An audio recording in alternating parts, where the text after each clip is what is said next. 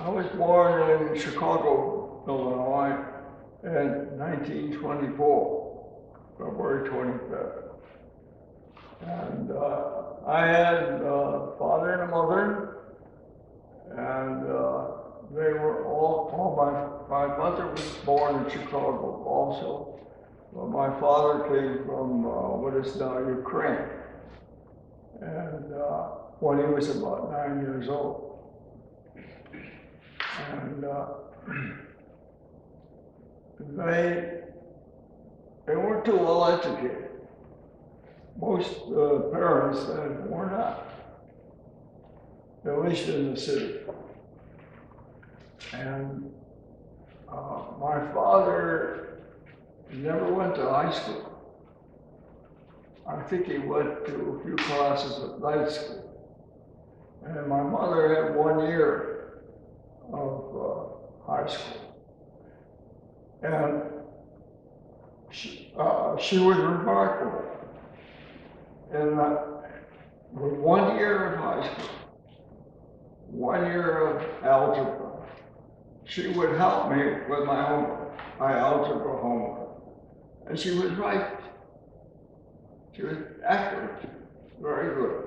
And she went on to be what they used to call it, a comptometer operator. A comptometer was mostly a mechanical device with a lot of gears, electrically driven. It was what later became a hand calculator. And they used these in doing business records and calculations.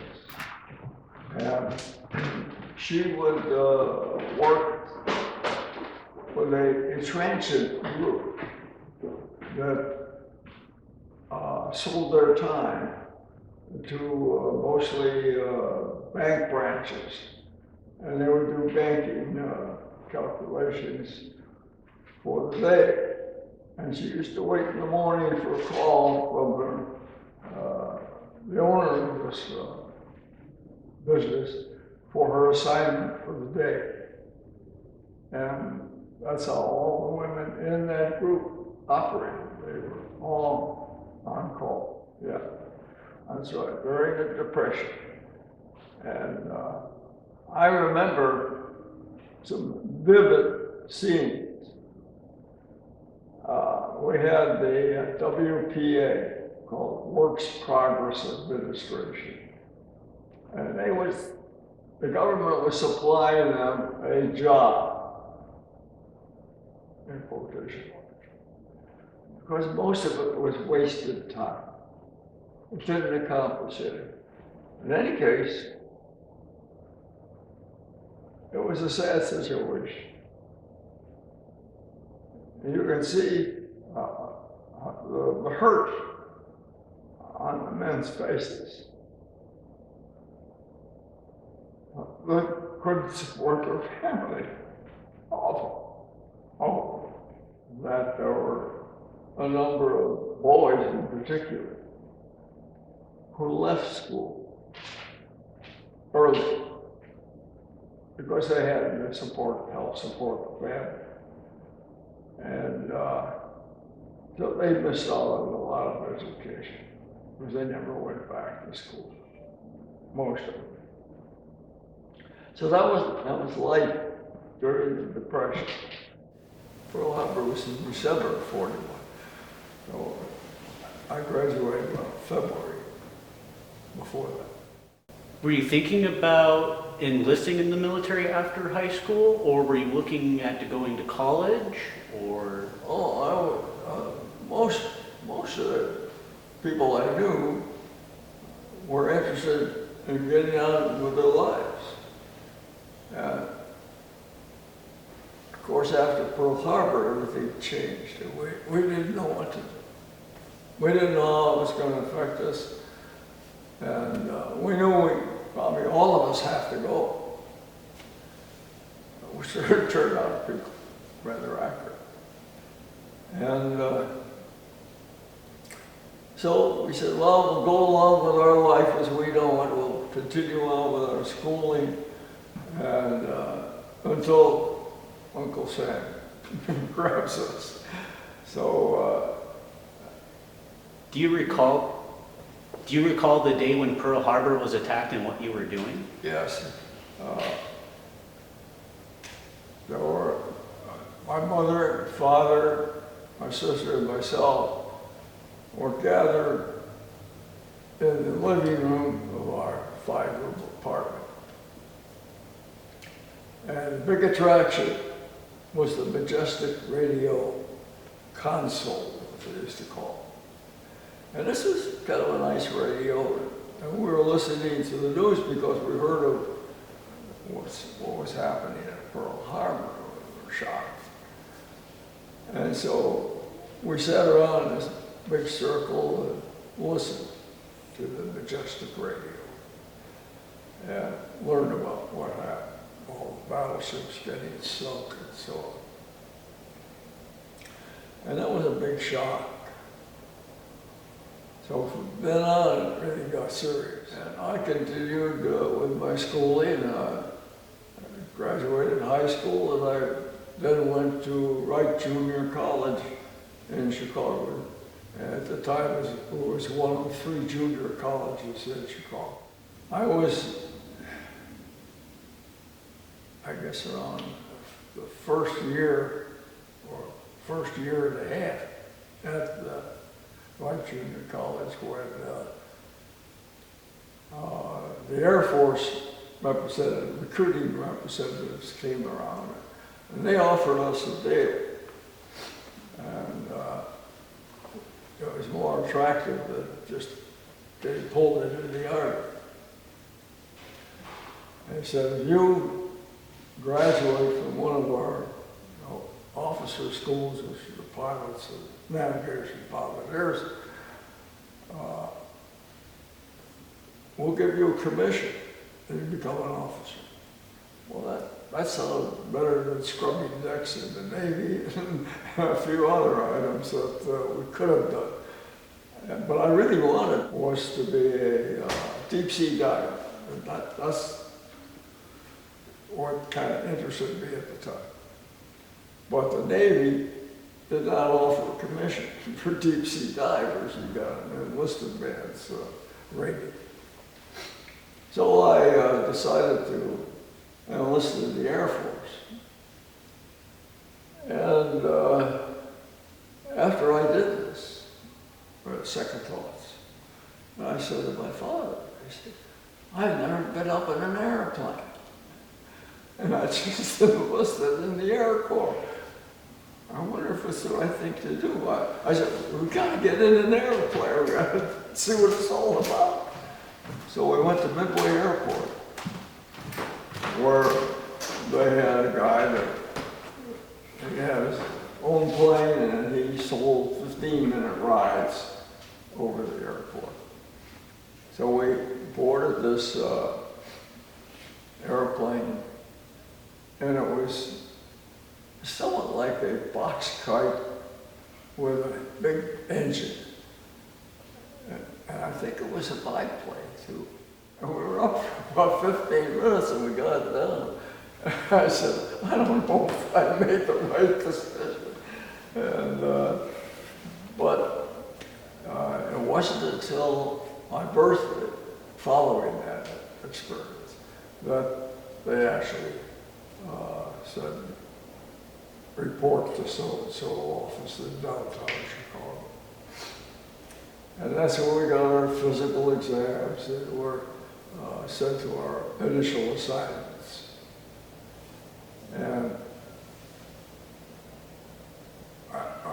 we knew we were going to someplace called Fresno. It wasn't a familiar name to us. And it turned out to be Fresno Army Air Base, which had no airplanes at all. And today, I look back, and the only reason for Fresno was for basic training.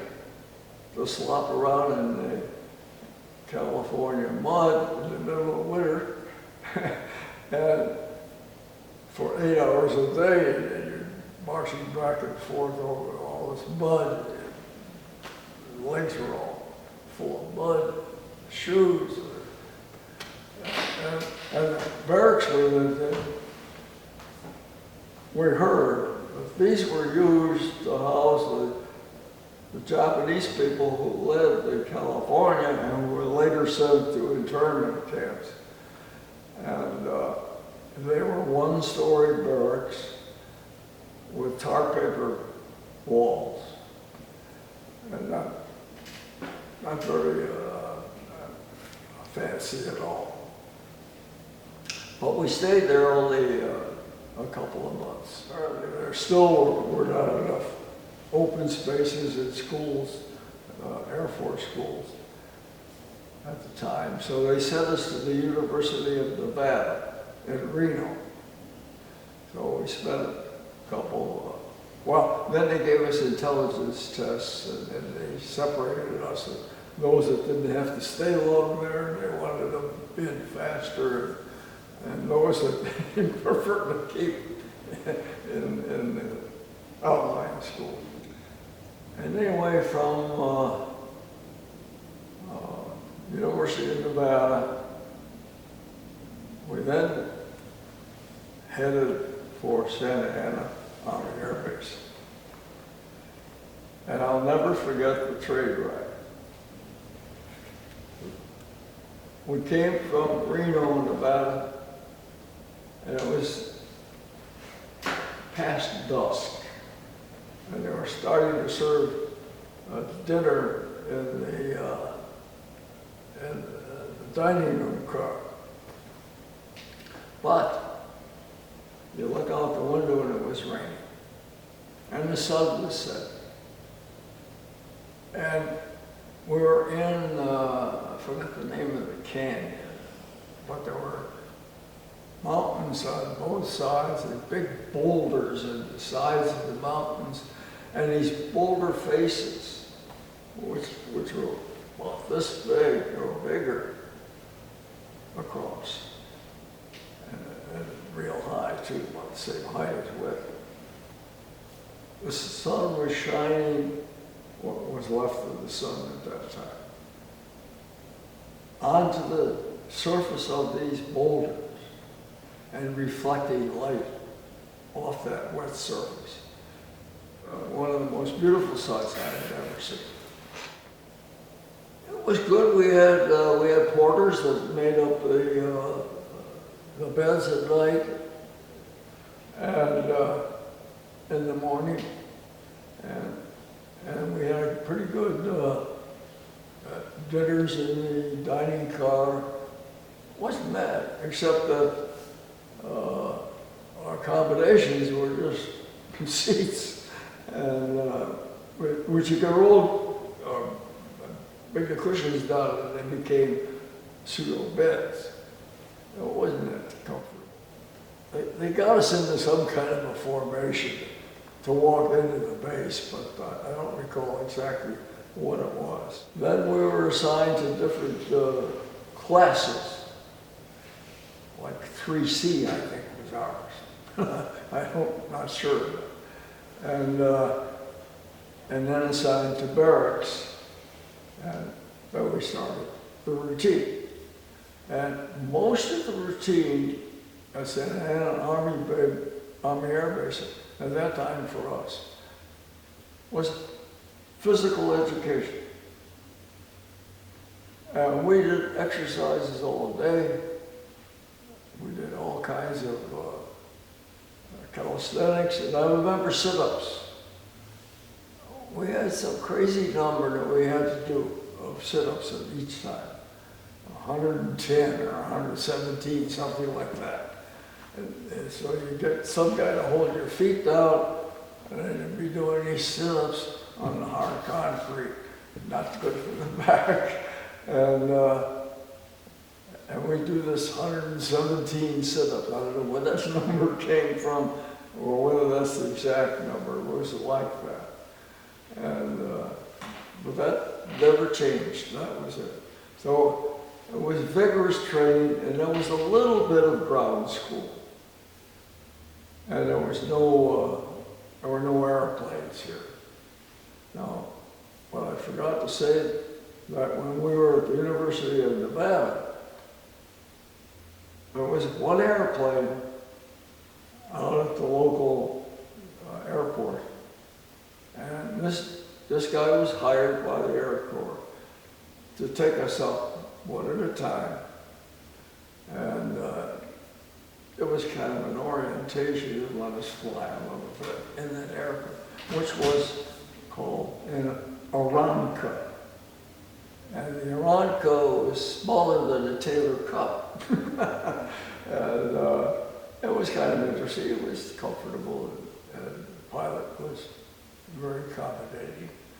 And but we only, most people just got up for one flight that were in our class, the 2-month class. But there were no other airplanes until after we left Santa Ana. No, I didn't go to the USO, but I did go to Balboa Beach. And I laughed because coming from Chicago, you, in the summertime, used to run into Lake Michigan. Run into it, then dive into the water. You're already in this much water, and then you went.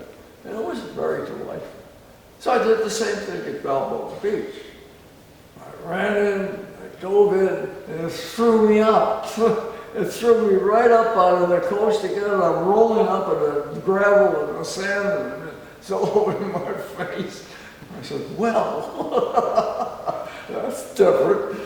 And so I got a real appreciation for the strength of the ocean and the beaches. And the Balboa Beach is still pretty rough. And that was a different kind of swimming.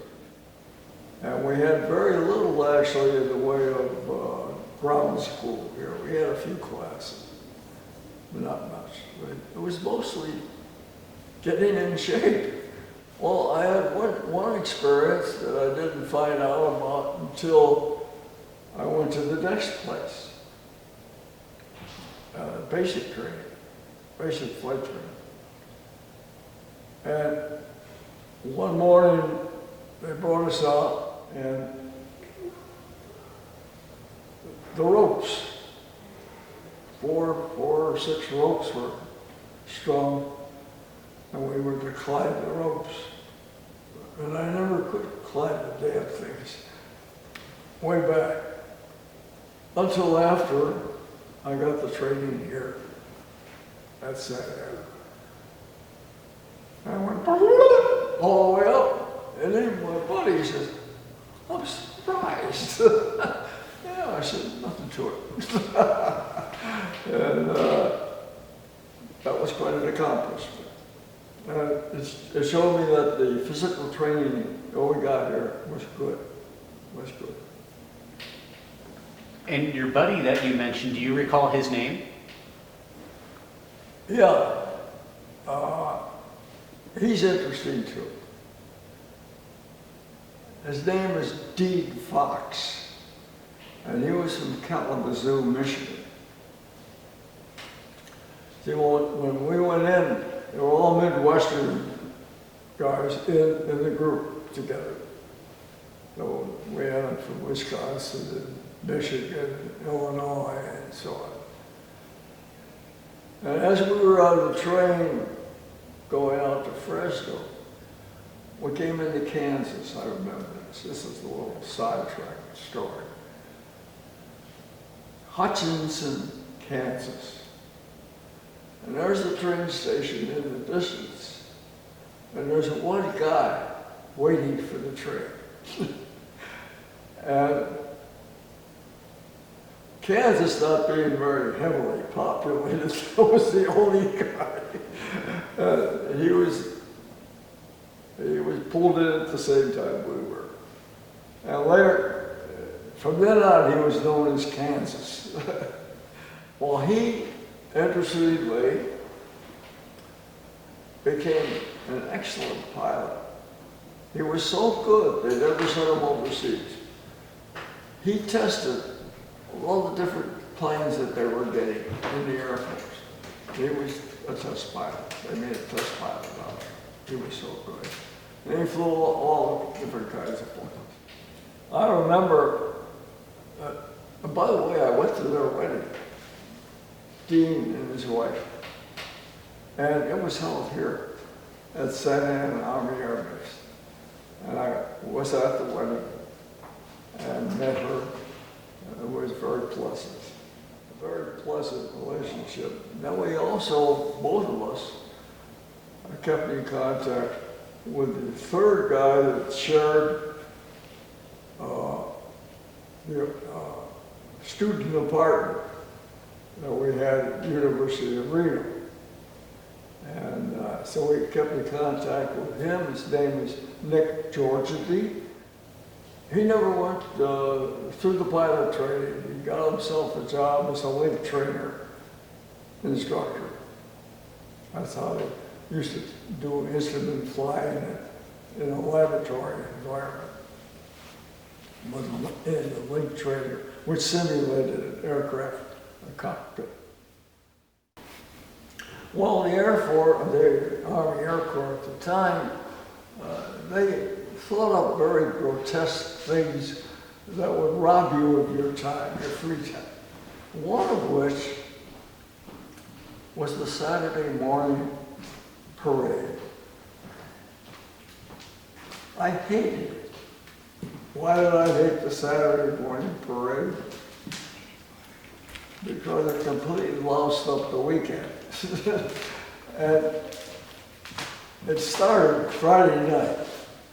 Friday night we had to wash down these barracks.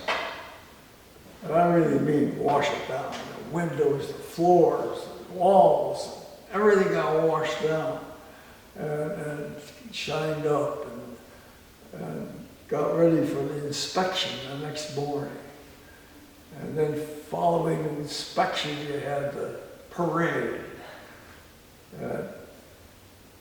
That was most of our weekend. And Sunday we could run out for a few hours, get some air and free air, and then come back and get ready for the next week.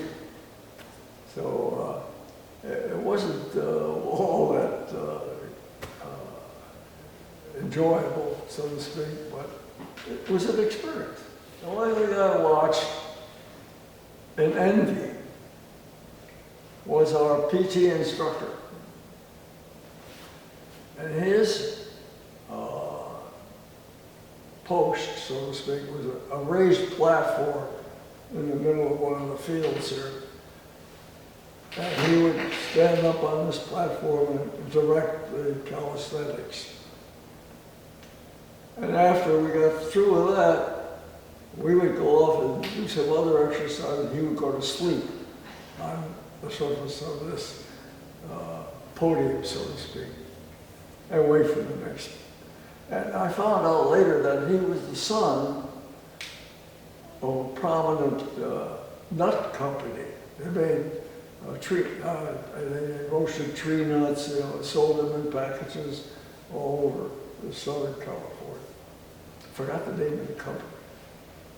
But he got a cushy job. Oh boy, was that cushy. And he got a good suntan. So he's the only one to envy that I remember. But we never saw any formal baseball games, or football, or anything, no volleyball here. I remember one of the most famous, or most appreciated record at the time that we appreciated. Well, most of the records were the Andrews Sisters and their style of quartet singing. But this one was called One Meatball.